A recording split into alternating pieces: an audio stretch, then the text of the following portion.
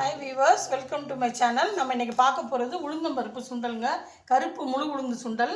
நம்ம பாசிப்பயிறு, பயறு, கொண்டக்கடலை இதெல்லாம் சாப்பிட்ருக்கோம். இது கருப்பு உளுந்தில் பண்ணுற சுண்டல் ரொம்ப சூப்பராக இருக்கும். இது வளர பொம்பளை பிள்ளைங்களுக்கு குறிப்பாக கொடுத்தோம்னா பேக் பெயின் எதுவுமே இல்லாமல் இருக்கும். நமக்கு முந்தி காலத்தில் களி கிண்டி தருவாங்க. நம்ம இப்போ உள்ள பிள்ளைங்கள்லாம் களி சாப்பிட்றதில்ல. அதுக்கு பதில் இந்த சுண்டல் செஞ்சு கொடுங்க, சூப்பராக இருக்கும். நீங்கள் ஒரு தடவை ட்ரை பண்ணுங்கள். வாங்க வீடியோவில் போய் எப்படி பண்ணுறதுன்னு பார்ப்போம். இப்போது நம்ம இந்த உளுந்தம்பருப்பு சுண்டலுக்கு தேவையான பொருட்கள் பார்க்கலாங்க. இது கருப்பு முழு உளுந்து. இது 8 மணி நேரம் ஊறணும். நைட்டே ஊற வச்சுருக்கேன். ஊற வச்சுட்டு அதுக்கு தேவையான அளவு கொஞ்சமாக அந்த அருக்கு பார்த்திங்களா, கொஞ்சமாக தண்ணி ஊற்றி இதை பாத்திரத்தில் வச்சு அப்படியே வேக வைக்கணும். டைரெக்டாக வச்சோம்னா அது குழஞ்சி போயிடும்.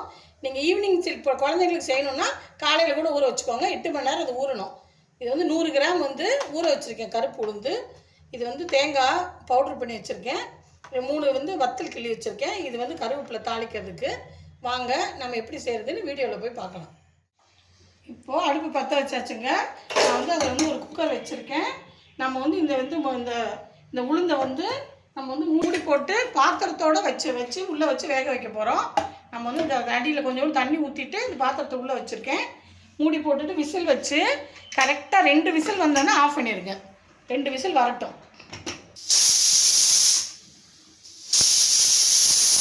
அவ்வளோதாங்க, 2 விசில் வந்துருச்சு. இப்போ அடுப்பு ஆஃப் பண்ணிடலாம். ஸ்டீம் போகட்டும், அதுக்கப்புறம் நம்ம தாளிப்போம். அடுப்பை பற்ற வச்சு நான் இருப்பு சட்டி தூக்கி அடுப்பில் வச்சுருக்கேங்க. நம்ம தாளிக்கிறதுக்கு நம்ம இப்போ எண்ணெய் ஊற்றிக்கலாம். நான் நல்லெண்ணெய் ஊற்றுறேன். நீங்கள் சமையலுக்கு எந்த எண்ணெய் யூஸ் பண்ணுவீங்களோ அதை ஊற்றிக்கோங்க. ஃபஸ்ட்டு எண்ணெயை ஊற்றிட்டு எண்ணெய் காயட்டும். கடுகு, கருவேப்பிலை எல்லாம் போடலாம். உளுந்தம்பருப்பு போட்டுக்கலாங்க. வெடிக்கட்டும்.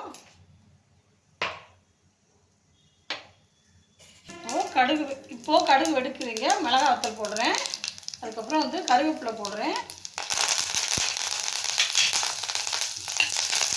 அடுப்பு லோவில் வச்சுக்கோங்க. லைட்டாக வறுத்து விடலாம். வறுத்து விட்டுட்டு நம்ம இந்த வேக வச்சுருக்குல இந்த உளுந்தம்பருப்பு இதை நம்ம எடுத்து இதில் போட போகிறோம்.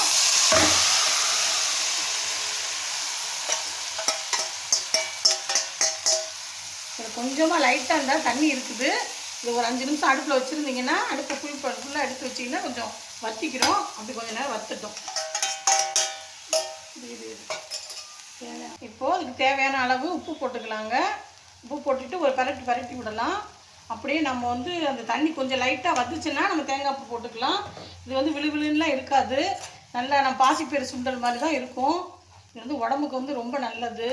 நீங்கள் இப்போ ஒரு தடவை செஞ்சு பாருங்கள், நல்லாயிருக்கும்.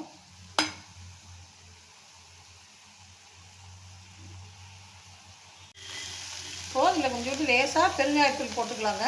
லைட்டாக போட்டுட்டு ஒரு பரட்டி விடுவோம். பரட்டி விட்டு இந்த பாருங்கள், தண்ணியெல்லாம் நல்லா வற்றிடுச்சு. அதில் கொஞ்சோண்டு தண்ணி இருக்கும். அதை வேஸ்ட் பண்ணாமல் இப்படி சட்டியிலே வற்ற விட்டுடலாம். பெருங்காயம் போட்டாச்சு. அதுக்கப்புறம் நம்ம தேங்காய் பூ போட்டுட்டோம்னா நம்மளோட சுண்டல் ரெடி ஆயிரும். உளுந்தம்பருப்பு சுண்டல் நமக்கு ரெடி ஆயிரும். அவ்வளோதான், ஒரு கிண்டிக்கலாம். ரெடி ஆயிடுச்சு நம்மளோட சுண்டல். நீங்களும் ஒரு தடவை ட்ரை பண்ணி பாருங்கள். பிடிச்சிருந்ததுன்னா லைக் பண்ணுங்கள், ஷேர் பண்ணுங்கள், சப்ஸ்கிரைப் பண்ணுங்கள். தேங்க்யூ.